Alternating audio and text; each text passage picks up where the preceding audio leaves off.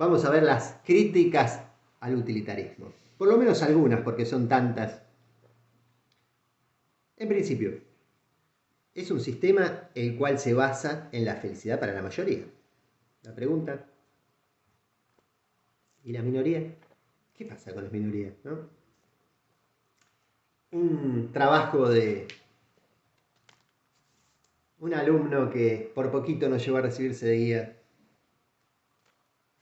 perdió la vida trágicamente en el Chaltén, haciendo una excursión al Cerro Solo. Quedó allí acompañándolo para siempre, decimos. Ignacio Mejián, Pochi, como lo conocíamos, hizo en su trabajo de ética una rememoranza de un viaje que había hecho de chico con su familia, donde pertenecía a un grupo heterogéneo, en el cual decía, hablando del guía, ¿no? De los guías que habían conducido a esa excursión, que era en la estancia en Torkins, estancia Funque, el Cerro Tres Picos y la Cueva del Guanaco, un lugar muy lindo para ir. De los guías sabíamos poco y nada. Se los veía avanzar por allá adelante con la mayoría del grupo, y en el intento de no perderlos de vista, apresurábamos nuestro paso, chicos, mujeres y los rezagados. Bien, un problema la minoría para el utilitarismo en general, ¿no? No es el único. Una acción mala, pero que benefició a muchos, puede ser moral. Haber intencionalmente introducido una especie exótica que desapareció todas las especies autóctonas del lugar, pero trajo, por ejemplo, una inmensa cantidad de beneficios económicos en relación al turismo, por ejemplo, la introducción del ciervo colorado, de la trucha, de tantas que nos ha sucedido, en tanto fueron intencionales, bueno, ¿no? Podría ser moral. Al no valorar los actos en sí mismos, sino por la felicidad que generan, una mentira que dé felicidad general sería moralmente buena, ¿no? Mentir, pero que haya generado un muy buen recibimiento a todos, un bienestar a todos, estaría bien. Me acuerdo en la película que traduce el hecho real en Viven, esta controversia, cuando escuchan por la radiecito que tiene que era el líder del equipo, ¿no? Que estaba todo el tiempo expectante a ver si los rescataban o no, que finalizaron el rescate definitivamente y que no había búsqueda. Lo cual, lo primero que hacen es no decir al grupo. No le digo por qué, porque van a perder esa felicidad que hasta ese entonces tenían, creían que los venían a rescatar. Bueno, es precisamente cuando lo convencen de que no, era el momento ahora para empezar ellos a emprender su propio salvataje. Y es así que lo hacen, lo realizan, ¿no? ¿Qué hacer con intereses que no generen utilidad? ¿No? Esas cosas como, qué sé yo, la astronomía o situaciones que, la filosofía, que no hay una utilidad inmediata tampoco, ¿no? ¿Se podrían financiar? ¿Vale la pena para la política, ¿no? Utilitarista?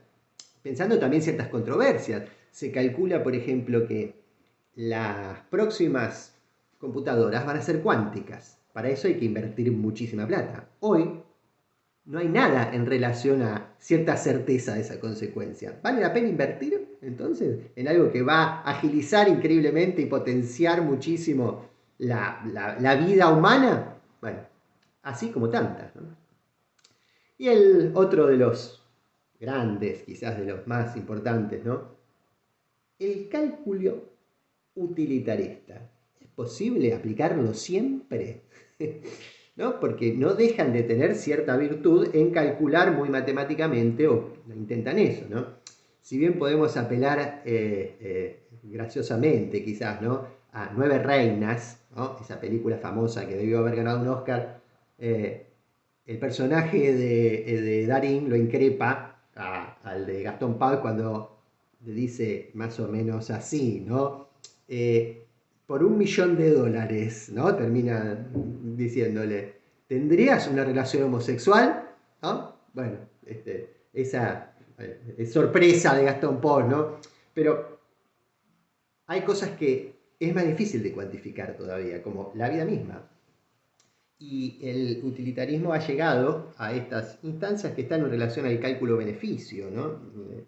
Como por ejemplo, muy inteligentemente, el Estado checo, ante un problema de financiación que tenía, dijo, vamos a aumentar los impuestos de los cigarrillos. Y la tabacalera Philip Morris, muy hábilmente, sorprende con algo que fue pragmático y real. Aumentar impuestos no financia al Estado. ¿Por qué? Que la gente fume ahorra 147 millones por mes, dice, en geriátricos y jubilaciones. Le descuentan los gastos médicos que tienen por todos los fumadores, que de verdad tienen un gasto, pero aún así seguía ganando plata el Estado. ¿Convenía por qué? Porque la gente muere joven, ¿no? Productivamente no llegan a jubilarse muchos más que si serían deportistas, ¿no? O tendrían hábitos saludables. Y los geriátricos estarían mucho más vacíos, entonces el Estado no tendría que hacerse cargo de un montón de ¿no? De estos gastos innecesarios. Mucho más terrible, ¿no? Mucho más terrible fue el Ford Pinto, que terminó en un juicio extraordinario y en cambiar un poco la política de las industrias automovilísticas.